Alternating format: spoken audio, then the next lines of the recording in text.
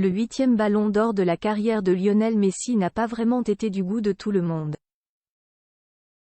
Un membre de la famille princière de Monaco n'est pas du tout d'accord avec le choix des votants et il n'a pas hésité à le dire.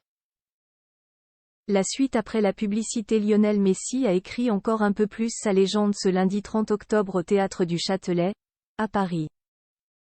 L'Argentin a fait le déplacement avec sa femme Antonella Roccuzzo et leurs 3 enfants depuis Miami, où la famille est installée depuis son départ de France. L'ancien joueur du Paris Saint-Germain n'a pas fait le voyage pour rien puisqu'il a reçu des mains du propriétaire de son nouveau club, David Beckham, le 8e ballon d'or de sa carrière. Un record absolu et qui risque d'être impossible à battre pour les futures générations, mais qui ne fait visiblement pas l'unanimité chez les fans de foot. Si les fans de Cristiano Ronaldo ne seront bien évidemment pas ravis de voir Lionel Messi soulever une nouvelle fois le plus prestigieux trophée individuel du football, un membre de la famille princière de Monaco est également très frustré. Fin connaisseur de football et recruteur avisé pour la Monaco pendant plusieurs années, Louis Ducruet s'est montré particulièrement amer après le sacre du génie argentin, comme il l'a montré dans sa story, qui est à retrouver dans le diaporama, sur Instagram. Le fils de Stéphanie de Monaco et Daniel Ducruet a organisé un petit sondage pour sa communauté afin de savoir si elle partage son point de vue concernant cette attribution.